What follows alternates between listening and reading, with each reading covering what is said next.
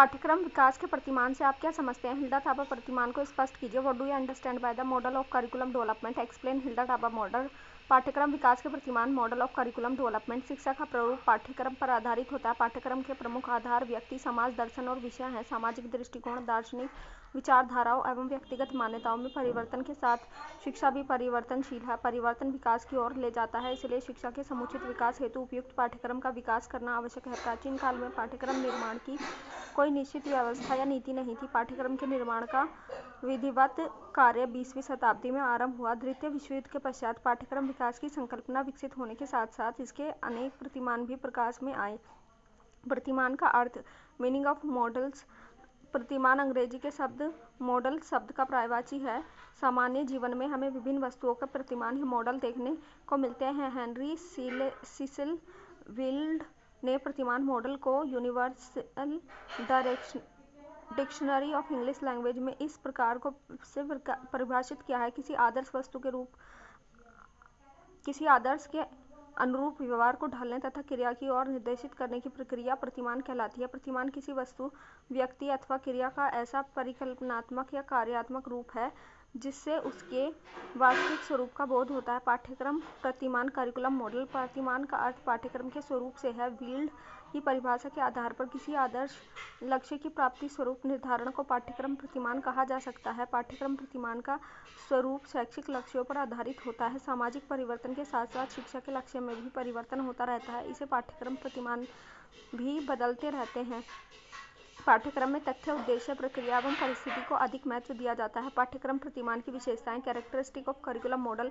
प्रतिमान क्रमबद्ध समस्या समाधान के लिए एक उपयोगी उपकरण है। प्रतिमान उन अवसरों को कम करते हैं जो पाठ्यक्रम की विकास प्रक्रिया में बाधा डालते हैं। प्रतिमान वैकल्पिक स्रोत के मूल्यांकन को बढ़ा देते हैं। प्रतिमान कुशलता को बढ़ाते हैं ताकि पाठ्यक्रम निर्माण के लिए जो भी कदम उठाए जाएं वे सही हों।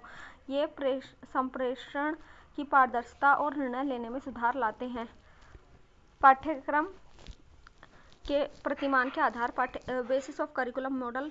पाठ्यक्रम प्रतिमान के प्रमुख आधार निम्नलिखित हैं: मानव जाति के अनुभव। पाठ्यक्रम में ऐसे विषय, क्रियाओं, घटनाओं और वस्तुओं को सम्मिलित किया जाना चाहिए जो छात्रों को समस्त मानव जाति के अनुभवों की जानकारी कराए। जीवन से संबंध। पाठ्यक्रम में वही वस्तु और क्रियाएं सम्मिलित की जानी चाहिए जिसे किसी न किसी छात्र के वर्तमान जीवन से संबंधित हो और भावी जीवन के लिए उपयोगी हो। रुचि और योग्यताएं।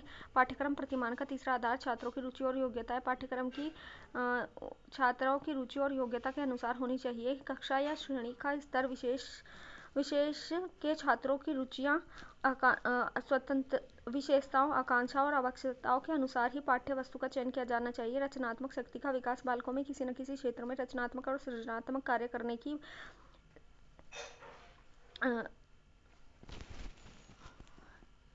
योग्यता होती है, इसलिए पाठ्यक्रम में ऐसी व्यवस्था होनी चाहिए कि बालक अपनी इन शक्तियों का उपयोगिता अनुसार अधिकाधिक विकास कर सके। लोकतांत्रिक भावना का विकास। आज के युग लोकतंत्र का युग है। जनसंख्या की दृष्टि से भारत दुनिया का सबसे बड़ा लोकतंत्र है, इसलिए छात्रों में लोकतांत्रिक भावना का विकास करना पाठ्यक्रम का एक अत्यंत महत्वपूर्ण कार्य है।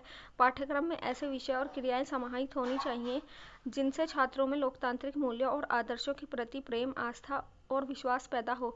सामाजिकता का विकास। पाठ्यक्रम में ऐसे विषय और क्रियाएं सम्मिलित की जानी चाहिए जो छात्रों का सामाजिक विकास करने में सहायक हो, उनमें सामाजिक मूल्यों और आदर्शों के प्रति आस्था पैदा करें, उनकी सामाजिक आवश्यकताओं को पूरा करने में सहयोग करें और उनकी सामाजिक समस्याओं के समाधान करने में योगदान करें। सहसंबंध की स्थापना। पाठ्यक्रम प्रतिमान का एक प्रमुख आधार विभिन्न विषयों में और विषयों की विभिन्न विधाओं में सहसंबंध की स्थापना है। सामान्यतः सभी शिक्षाविद विषयों के सहसंबंध पर बल देते हैं, अतः पाठ्यक्रम के विषयों में परस्पर संबंध स्थापित किया जाना चाहिए। व्यक्तिगत विभिन्नताएं। मनोविज्ञान ने यह सिद्ध किया है कि प्रत्येक बालक एक दूसरे से भिन्न होता है और उनका एक विशिष्ट व्यक्तित्व होता है। उनकी योग्यता, क्षमताएं, दक्षताएं और रुचियां अलग होती हैं, अतः पाठ्यक्रम के निर्माण में व्यक्तिगत भिन्नताओं का ध्यान रखा जाना चाहिए।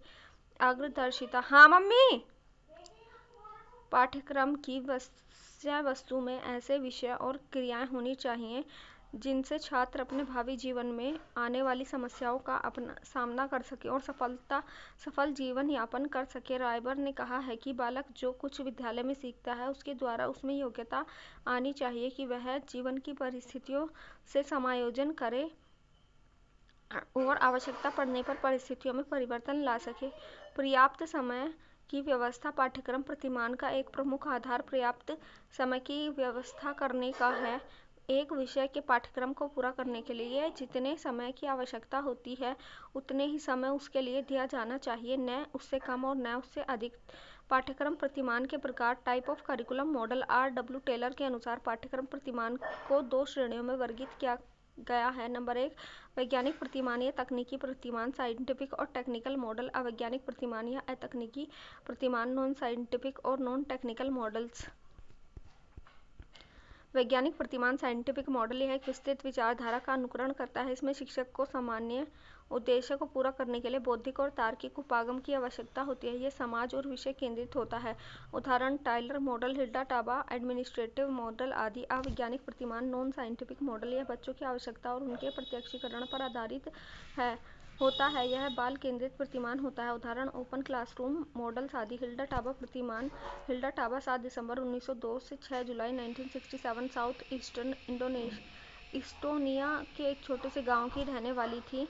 हिल्डा टाबा एक वास्तुकार, पाठ्यक्रम सुधारक व शिक्षक थी। जॉन डीवी की शिष्या थी। सन 1962 में उन्होंने एक पुस्तक curriculum development theory and practice लिखी। हिल्डा टाबा का यह विचार था कि पाठ्यक्रम निर्माण का कार्य अध्यापक को शुरू करना चाहिए, न कि उच्च पदाधिकारियों को।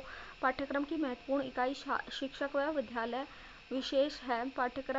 पाठ्यक्रम विकास निम्न स्तर से उच्च स्तर की ओर होना चाहिए। इस प्रतिमान के अनुसार छात्र, अध्यापक, अभिभावक व समाज मिलकर पाठ्यक्रम का विकास करें। यह प्रतिमान पाठ्यक्रम के सिद्धांत पर बना है कि पाठ्यक्रम उनके अनुरूप होना चाहिए जिन पर उन्हें लागू किया जाना है या जिनके लिए उन्हें बनाया गया है। हिल्डा टाबा का पाठ्यक्रम विकास का दर्शन। Hilda Taba philosophy idea on curriculum development. Taba के अनुसार पाठ्यक्रम एक सामाजिक प्रक्रिया है और ये छात्र के समाजीकरण के विकास में सहायक है। उनके शब्दों में, व्यक्ति के विकास और सीखने के लिए शैक्षिक उद्देश्य विशिष्ट लक्ष्यों को एक प्रक्रिया द्वारा निर्धारित किया जाना चाहिए। पाठ्यक्रम निर्माण की प्रक्रिया एक सूक्ष्म प्रक्रिया न होकर विस्तृत प्रक्रिया है। विद्यालय सामाजिक संस्थाओं के साथ मिलकर पाठ्यक्रम और अन्य कार्यक्रम को और अधिक प्रभावी बना सकता है। यदि प्रशासनिक स्तर पर इसे उच्च से निम्न टॉप टू बॉटम में तैयार करके निम्न से उच्च बॉटम टू टॉप में तैयार किया जाएगा तो पाठ्यक्रम और कार्यक्रम अधिक प्रभावशाली होगा। इसके अंतर्गत अगर उसका रूप जनतांत्रिक निर्देशन पर आधारित होगा और सभी को कार्य का समान उपयुक्त विवरण होगा तथा सहयोगिता पर बल देगा, न कि प्रशासन पर, तो निश्चित है कि वह प्रभावपूर्ण होगा। हिल्डा टाबा प्रतिमान का आगमनात्मक उपागम है। टाबा अध्यापक द्वारा छात्रों की आवश्यकताओं को समझकर पाठ्यक्रम तैयार करने में विश्वास करती है। इस प्रकार हमें अध्यापक उपागम भी कह सकते हैं। टाबा के पाठ्यक्रम विकास के इस प्रतिमान को जमीनी स्तर ग्रास रूट उपागम भी कह सकते हैं। इस उपागम का प्रमुख लक्ष्य छात्रों की आवश्यकताओं के अनुरूप पाठ्यक्रम का निर्माण करना है। टाबा का यह आगमनात्मक उपागम विशिष्ट से सामान्य की ओर चलता है और परंपरागत निगमनात्मक उपागम जो सामान्य से विशिष्ट की ओर होता है का विरोध करता है। हिल्डा टाबा प्रतिमान के सोपान। Step of Hilda Taba model. सन 1962 में हिल्डा टाबा ने जो सप्तदिया प्रतिमान प्रस्तुत किया उसकी विवेचना इस प्रकार है। नंबर 1, आवश्यकताओं का निदान, डायग्नोसिस ऑफ नीड। उद्देश्यों का निर्माण, फॉर्मुलेशन ऑफ ऑब्जेक्टिव्स। विषय वस्तु का चयन, सिलेक्शन ऑफ कंटेंट। विषय वस्तु का संगठन, ऑर्गेनाइजेशन ऑफ कंटेंट। अधिगम अनुभवों का चयन, selection of learning experience. Number 6, अधिगम क्रियाओं का संगठन, ऑर्गेनाइजेशन ऑफ लर्निंग एक्टिविटीज। 7, मूल्यांकन एवं मूल्यांकन साधन, evaluation and means of evaluation.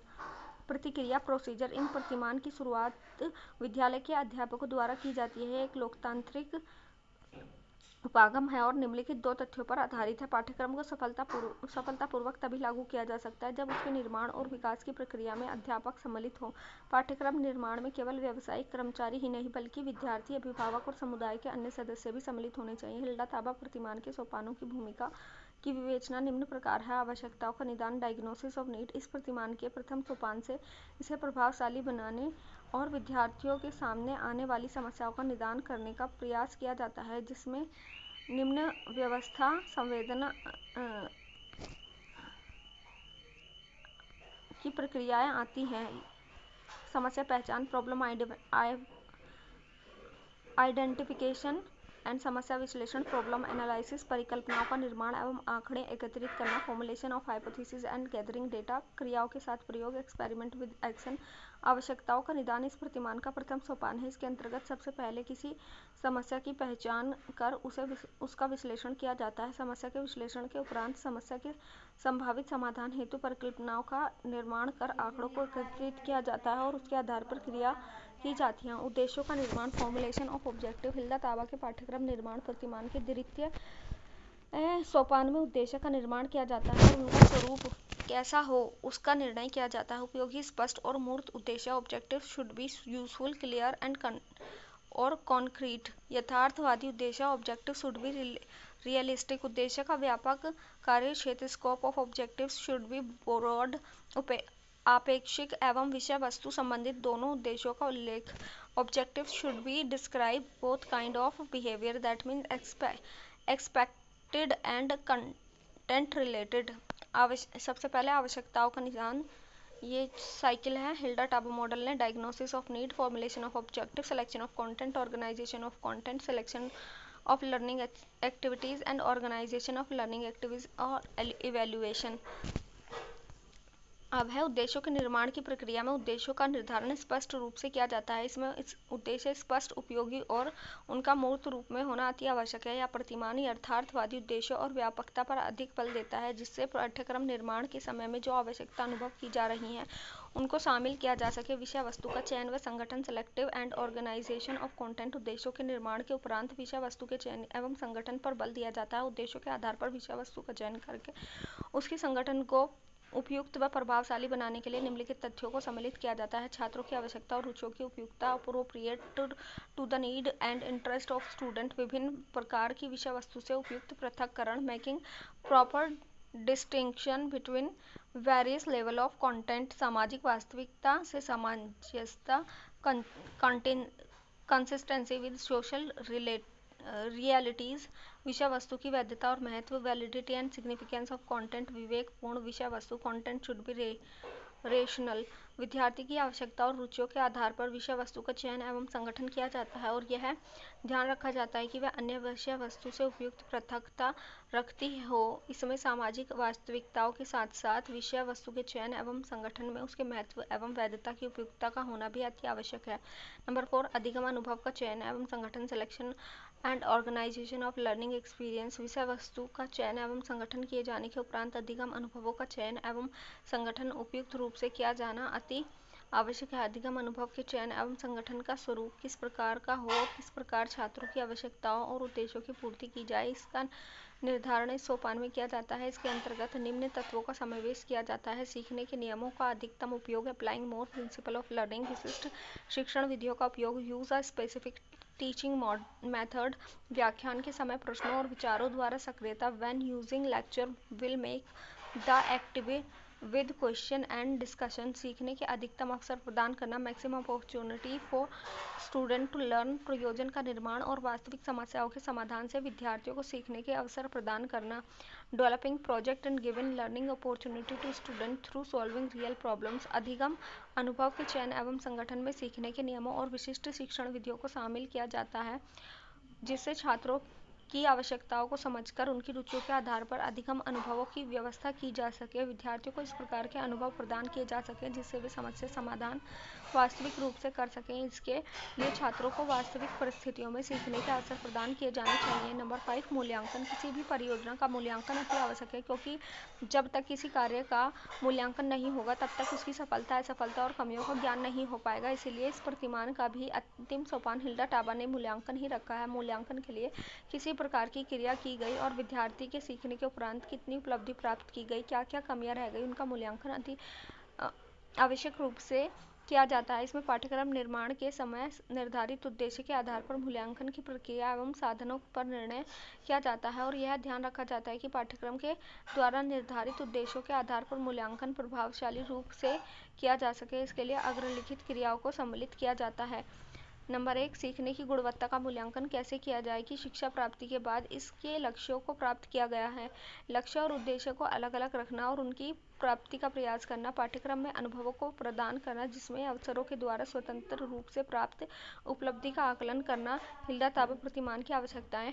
Characteristic of Hilda Taba model. Hilda Taba प्रतिमान की प्रमुख विशेषताएं निम्न प्रकार हैं। यह बाल केंद्रित है, यह स्थानीय समुदाय की आवश्यकताओं की पूर्ति करता है, यह एक लोकतंत्रीय उपागम है, इसमें पाठ्यक्रम का विकास करने वाला और लागू करने वाला एक शिक्षक है, शिक्षकों की भूमिका महत्वपूर्ण होती है, यह स्थानीय स्तर से राष्ट्रीय स्तर की ओर बढ़ता है, इसमें विरोध की संभावना कम होती है क्योंकि इसमें समुदाय और शिक्षक स्वयं पाठ्यक्रम का निर्माण करते हैं। पाठ्यक्रम का यह प्रतिमान स्थायी समस्याओं की पूर्ति करता है, अतः प्रतिमान अत्यधिक विशिष्ट है, यह छात्रों की आवश्यकताओं की पहचान करता है, यह उद्देश्य के निर्माण में सहायक है, यह सबसे अधिक प्रयोग किया जाने वाला प्रतिमान है, यह आगमनात्मक विधियों पर आधारित है। हिल्दा ताबा प्रतिमान की सीमाएं। Limitation of Hilda Taba models. Hilda Taba प्रतिमान की सीमाएं अथवा कमियों को निम्नलिखित रूप में देखा जा सकता है। यह एक सैद्धांतिक प्रतिमान है, इसे लागू करना बहुत कठिन है, इसके लिए कुशल शिक्षकों का होना अति आवश्यक है जिन्हें पाठ्यक्रम निर्माण की जानकारी हो। प्रशासन अध्यापकों को प्रेरित नहीं करते, इसमें अत्यधिक समय खर्च होता है, शिक्षकों से अत्यधिक उम्मीद की जाती है, कागज तक ही सीमित रह जाता है, शिक्षक को आपसी सहयोग का अभाव हो सकता है, स्थानीय आवश्यकताओं पर अधिक बल दिया जाता है, लोग हमेशा परिवर्तन से डरते हैं इसलिए वे इसका विरोध कर सकते हैं, संसाधनों की अत्यधिक आवश्यकता होती है। हिल्दा ताबा प्रतिमान की पूर्व धारणाएं। Assumption of Hilda Taba model.